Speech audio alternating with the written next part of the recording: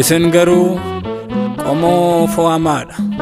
Tokkoffaa Phexros boqonnaa 2:9.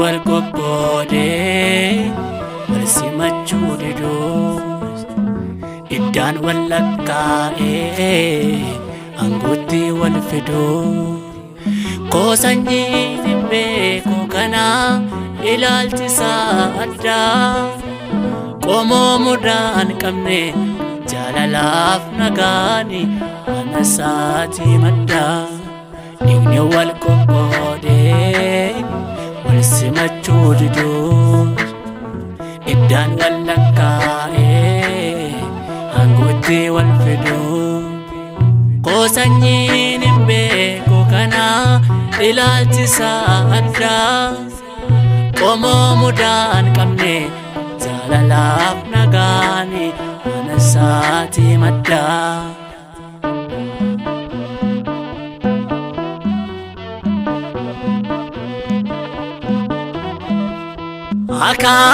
Akaakilee fabaabileen wallakkooftu amma yoomiitti wal cigaatu akkan dhooftu hiikoon jireenya dachee kanaa isaa galee maal yoo hunduu qomoo kootti kooluu galee.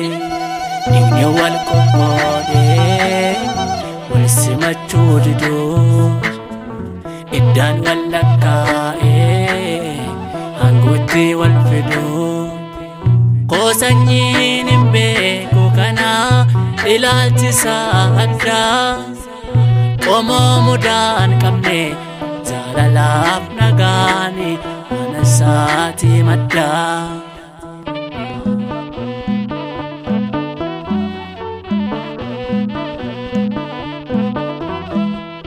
Jireenyi taas gabbaanii isa keessa caasaa malee qofaasaa hunda geggeessa biyyi lafaa burjaajoftuus naasuun qabnu kuufanneen qabnu acheerraa waan abdannu.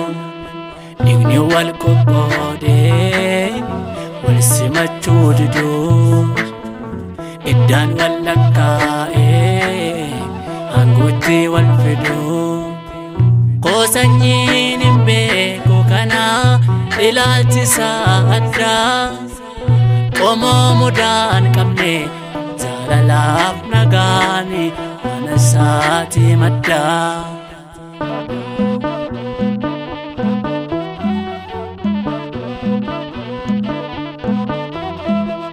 Nama dabuu hin jarjaru akka namaa haala laalee hin kuffisu himatamaa soomni moo'ee galmeen dhugaa hin cufamu yoo ta'eyyuu isa fiiguun hin durfamu. Dhiigni wal qoqqoodee wal simachuu diduus iddaan wal lakkaa'ee aangotti wal fiduu koosanyiin hin beeku kana ilaalchisaa addaa qomoo mudaan qabne jaalalaaf nagaani mana isaatii maddaa.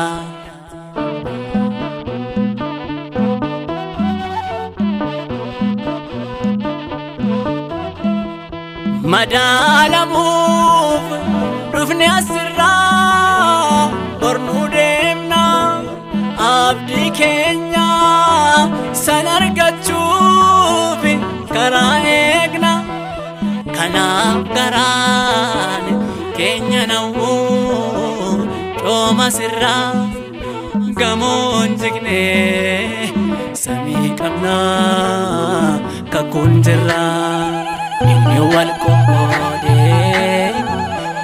simachuu diduu iddaan wallakkaa'ee aangootti wal fiduu qoosanyiin hin beeku kana ilaalchisaa addaa qomoo mudaan qabne jaalalaaf nagaani anasaati maddaa dhiigni wal qoqqoodee wal simachuu diduu iddaan wallakkaa'ee aangootti wal fiduu qoosanyiin hin beeku kana ilaalchisaa addaa qomoo mudaan qabne jaalalaaf nagaani anasaati maddaa